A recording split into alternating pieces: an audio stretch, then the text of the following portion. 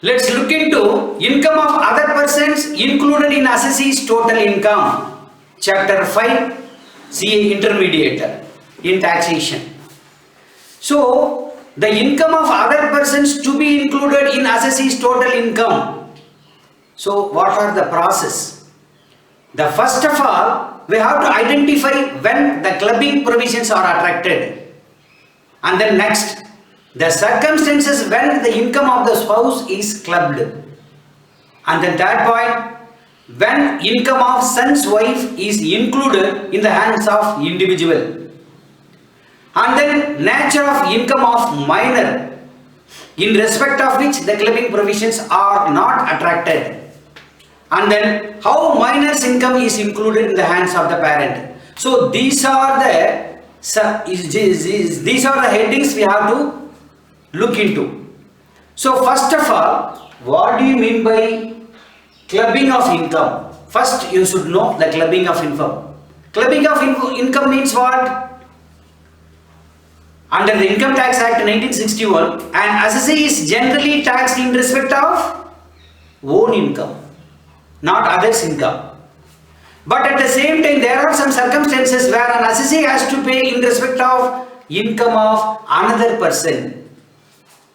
So these provisions are included in section 60 to 64 of Income Tax Act 1961. And then you have to know the system, the tax system here is progressive. What do you mean by progressive, sir? Progressive is nothing but as income increases, the applicable rate of taxes also increases. That is called provision. I mean progressive. And then next, why we have to club the income? What is the necessity? Normally the taxpayers in higher income, they have the tendency to divert some portion of their income to their spouse, minor child, to minimize their tax burden. So in order to evade the tax, he will club. So in order to prevent such tax avoidance, clubbing provision have been incorporated in the Act. So why the clubbing is necessary as far as the individual is concerned. So this is the main point.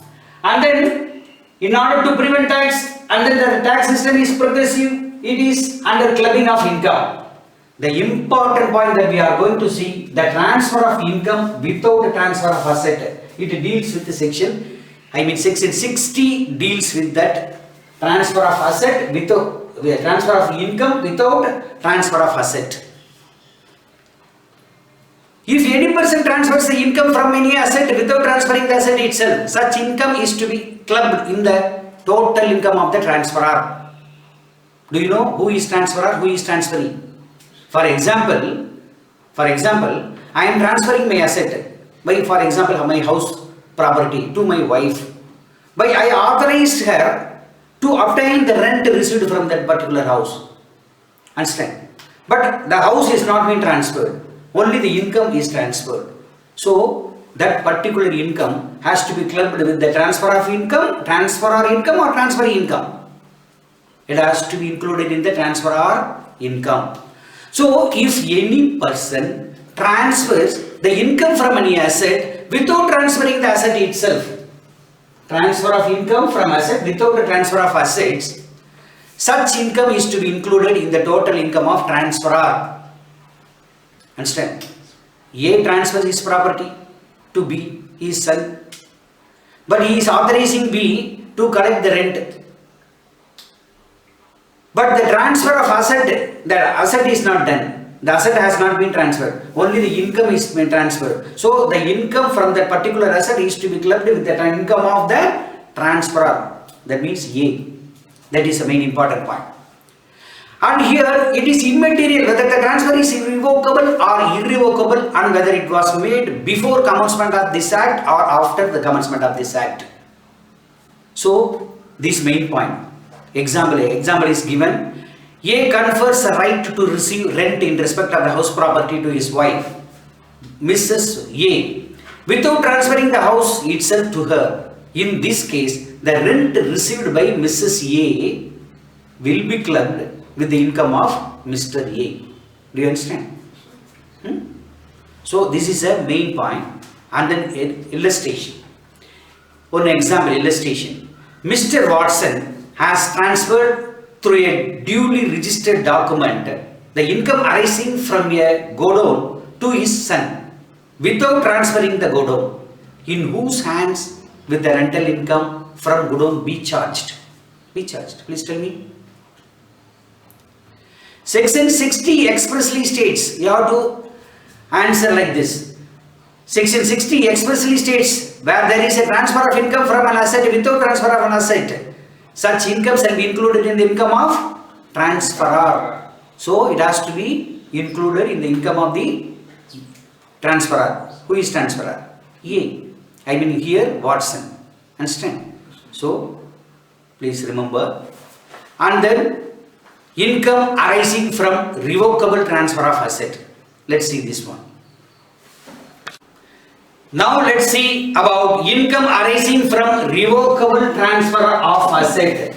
Income arising from revocable transfer of asset. So it has been defined in section 61. Before that, we should know what is revocable transfer. So the definition of revocable transfer, the meaning of revocable transfer has been explained in section 63. What is revocable transfer? For example, if I am transferring my asset to you, there should be an agreement. In all respects, it should satisfy in all respects. So, if the agreement contains any provision of transfer in the agreement itself, the provision of transfer means within a year or within after completion of 5 years or 10 years, I can transfer the assets to me again. So, if that type of provision mentioned in the agreement, that is called revocable transfer. And then another condition. If any rights has been conferred in the agreement itself to reassume power, because I am the transferor, I am transferring my asset to you, but in the agreement itself, if I mention that my right to reassume power will be existing in future, if the condition is, these two conditions are existing in the agreement, that is called revocable transfer. Do you know? Do you follow? What is revocable transfer? According to section 63 of Income Tax Act, revocable transfer is a transfer in which any conditions in the agreement, it contains any conditions of provisions of transfer and the right to reassume power. If these conditions are existing in the agreement, that is called revocable transfer. Without this condition, straight away I transfer my asset in all respects, in all manner. That is original transfer. The original transfer is different from revocable transfer. Here, section 61 deals the income arising from revocable transfer. So, under the revocable transfer, I transfer some asset. From that asset, is there any income? Suppose you are getting that income. Actually, if there is income tax to be paid. Whether you have to pay or the transferor has to pay. That is the main point. It is dealing with the section 61. So, according to section 61, all income arising to any person by virtue of revocable transfer of asset is to be included in the total income of the transferor. One who transfers is transferor. So, the income to be clubbed in the income of transferor. Clear? So, is there any exception, sir? Definitely. There is also exception. Even if it is a revocable transfer, there is a exceptions. What are the exceptions? Exceptions have been explained in section 62 of Income Tax Act. According to Income Tax Act section 62, even in case of revocable transfer, any transfer not revocable during the lifetime of beneficiary. For example, in the agreement, you have been authorized that you have to utilize that amount deriving from that particular asset during your lifetime of the beneficiary or lifetime of particularly you. So, if the transfer is not revocable during the lifetime of the beneficiary, that is the main conditions. Not revocable during lifetime of the beneficiary, and then transfer made before April, and then one more condition. If any transfer has been entered, any transfer has been agreed in before April 1, 1961 and not revocable for a period of 6 years. That means what? The agreement should have been entered on or before April 1, 1961. Agreement should have been entered on or before April 1, 1961. But at the same time, it should not be revocable for a period exceeding 6 years. That means what? In these two cases, the income is not includable in the total income of the transferor, provided the transferor does not derive any direct or indirect benefit from such transfer. Understand? Next, clubbing of income arising to spouse. Spouse means husband or wife. Spouse. Any income arising to spouse. Income by way of remuneration from a concern in which the individual has substantial interest under section 64(1) class 2. So according to section 24(1) class 2, any income by way of remuneration from a concern in which the individual has substantial interest. Sir, what do you mean by substantial interest, sir? Substantial interest is nothing but in case of a company, if any individual deemed to have a substantial interest, when 20% of the voting power, if he is having 20% of the voting power, then that person is deemed to have substantial interest. In any other cases, apart from the company, it is not a company, it may be a partnership firm or sole trader. Here, if he is authorized to receive 20% of the profit during the year, previous year, then he is supposed to have substantial interest in the particular company. So in that company, if his wife is working and getting some remuneration, that remuneration is to be included in the income of the assessee and the individual. So income by means of what? By way of salary, commission, fees or any other form of remuneration, whether in cash or in kind, from a concern in which such individual has a substantial interest, shall be included in the income of the assessee. So here these 2 points, the 20% of voting rights, please note it down. If the equity shares carrying 20% or more of voting power are beneficially owned by such person or partly by such person and partly by one or more of his relative at any time during the previous year. 20% of voting rights means these points you have to mention here. And then receive 20% of profit if such person is entitled, such person and one or more of his relatives, not only that assessee. In addition to assessee, some other relatives also are entitled to the aggregate to receive 20% or more profit of such person, of such concern during the period, or any time during the previous year. So 20%. So here 20% voting right in case of company, in other cases 20% of profit. So he is having a substantial interest. Understand? Point number 2, in clubbing of income arising to spouse. This is a very important point, please bear in mind. Clubbing provisions will not apply where remuneration is received on account of technical or professional qualifications. So if any salary or any remuneration obtained by the spouse on account of technical or professional qualification, so it need not be included, the clubbing provision will not be applying in these circumstances. So the income of the spouse is solely attributable to the application of her technical or professional knowledge or experience. In such an event, the income arising to such spouse is to be assessed in her own hands.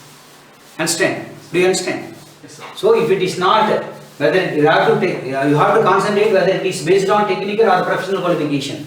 If it is not technical or professional qualification, then the income will be included, will be clubbed. But if it is on technical and professional qualification, it is to be applied solely attributable to the application of her technical qualification, personal knowledge or experience. In such an account, the income arising to such spouse is to be assessed in her own hands. And so this is an important point.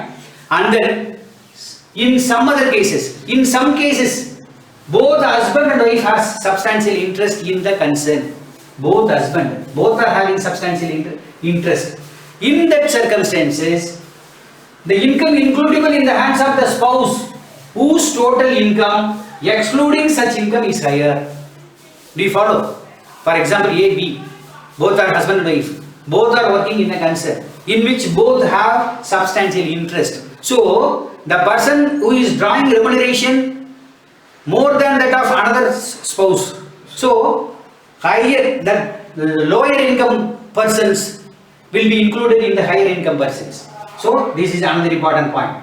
And then one more thing, under section 241, what is relative? Relative has been defined in section 241. So, relative means husband, wife, brother, sister or descendant of any individual.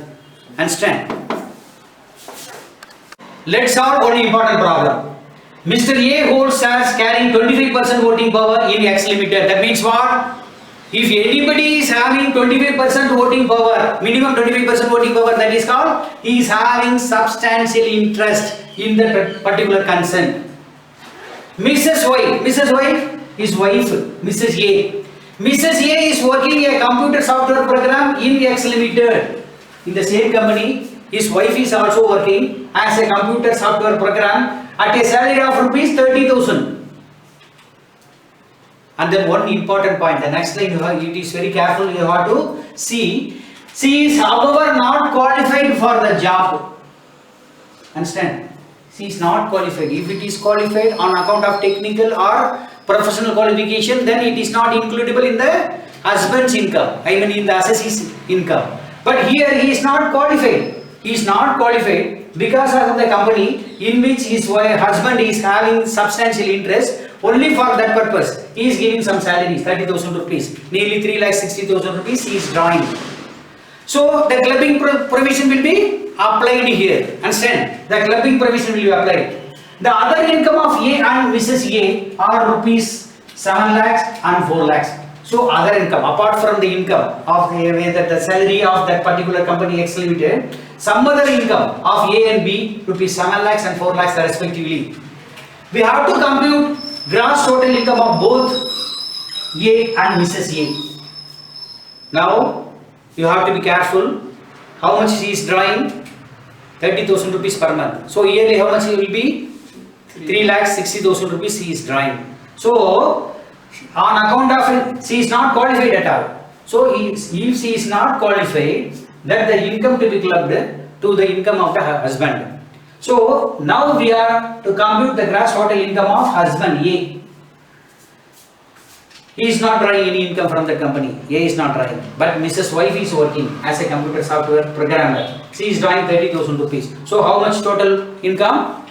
30,000 into 12, 3,60,000 rupees. And then, so far we didn't see about the income from salaries. If we are looking, I mean, if you are seeing the income from salaries, there is a section, according to section 16(1)(a), there is a deduction, standard deduction, that is 40,000 rupees. That 40,000 rupees will be deducted from the salary. And for that amount, they have to pay tax. So, that standard deduction under section 16(1)(a), 40,000 rupees. We will see and we will discuss and we will go to study this subject deeply next week. So 3,60,000 rupees and then 40,000 rupees deducted. So net 3,20,000 rupees. Apart from that, Mr. A, because we are computing the gross total income of A. So he is having some other income. How much he is having? 7 lakh rupees. So other income, because we are preparing the gross total income. So it has to be added. Other income rupees 7 lakhs. So 7 plus 3, 20, total 10,20,000 rupees. It is a gross total income of Mr. A. So gross total income of Mr. B, I mean Mrs. A, Mrs. A, how much? Only one income. This is 4 lakh. This is a gross total income of Mrs. A in her account. 4 lakhs rupees. Understand? The same problem, the same sum we have to solve if Mrs. A is qualified for the job. This is the main important. Previously we have done on account of not qualified for the job.